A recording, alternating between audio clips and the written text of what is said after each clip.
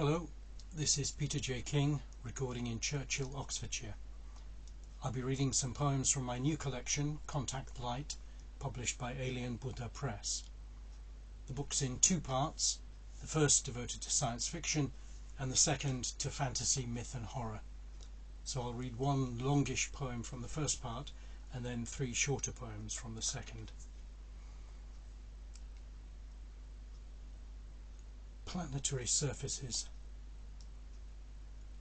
1. Hear the air stirring. It moves uneasily.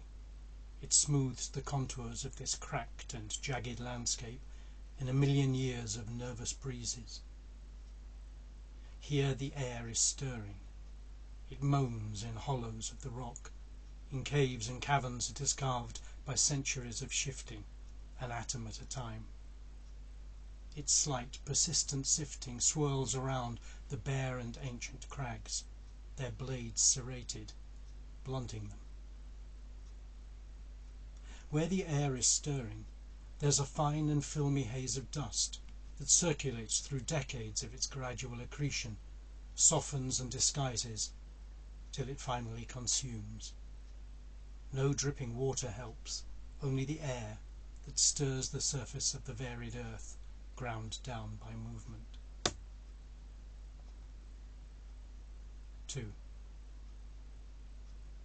The land beside the sea is lush, with something similar to moss, but rainbow bright and trembling even when the air is still. The sea is oily, acrid, grey. It heaves in low, slow-moving waves.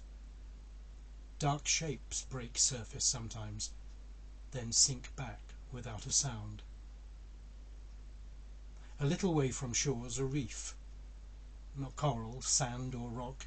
In fact, its composition is unclear, but there's an air about it, something not quite right. Not living, yet not wholly dead.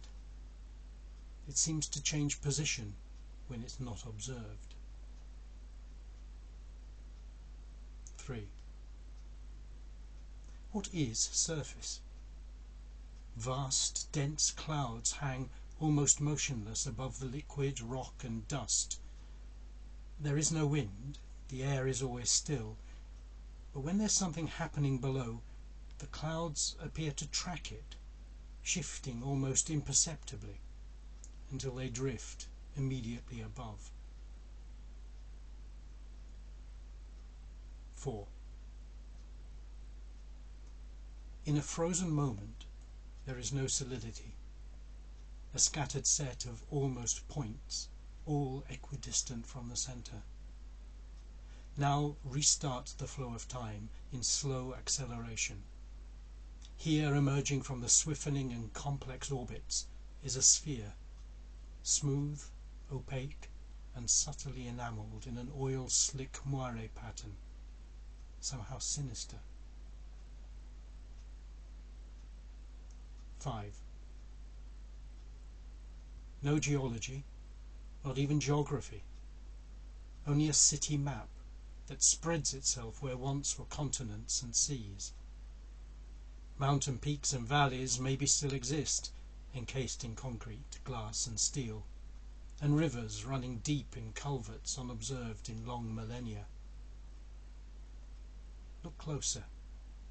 See the cracks expand, the towers start to topple, walkways long untrodden littered now with fallen masonry.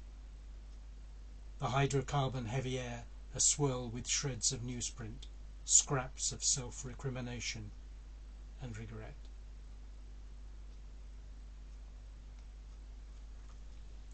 The next one is a villanelle called, perhaps unimaginatively, Vile Villanelle.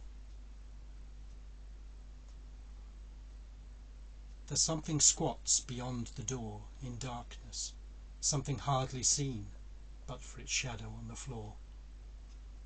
I close my eyes but can't ignore its ragged breathing, hoarse, unclean. There's something squats beyond the door whose shape's unknown to nature's law. I'd think that it was just a dream but for its shadow on the floor.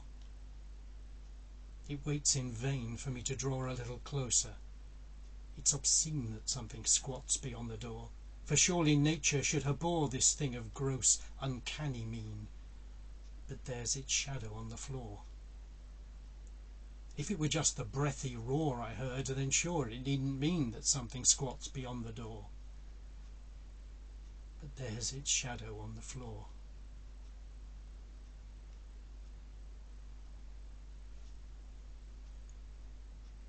Night roads. When the rain's between fast wipers and slow intermittent, or it's hissing down so hard the fastest speed can't cope, the windscreen now a cataract, oncoming headlights just a blinding glare, then shadows out beyond the verges take on mass, are transubstantiated into things of heft, material effect. You've glimpsed them sometimes and dismissed them, figments flickering between trees or hedges. Try not to be caught short, to stop and walk a little way, to stand back to the passing cars, presenting such a tempting tidbit to the darkness.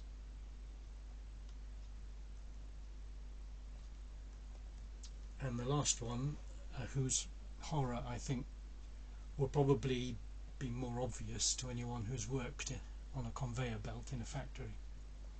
This is called just conveyor.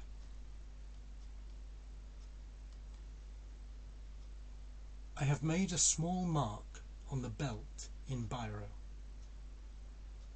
The belt's seen better days, but moves along a stream of cardboard boxes. I put a little envelope of seeds in every box. On my right sits May. She puts a bag of compost in each box. And on the other side of her sits Jean, who adds a plastic flower pot. May shoves her compost in Jean's flower pot, in fact, and then I place my envelope on top. On my left sits Sheila, taping shut each box of compost, flower pots and seeds. Oh, and on Jean's right sits Anne and Rose. They fold the printed stamped out sheets of card and make the boxes into which Jean puts the pots, May the compost, I the seeds, and then which Sheila seals. Hour after hour, day after day. And what with the endless empty chat, the piped-in golden oldies, and the old conveyor's constant din, I would go mad, I think. But I have made a small mark on the belt in biro, carried round and round and round and round, and though the boxes with their pots and compost can't surprise me, my mark can. And as long as it surprises me, no one will die. Thank you.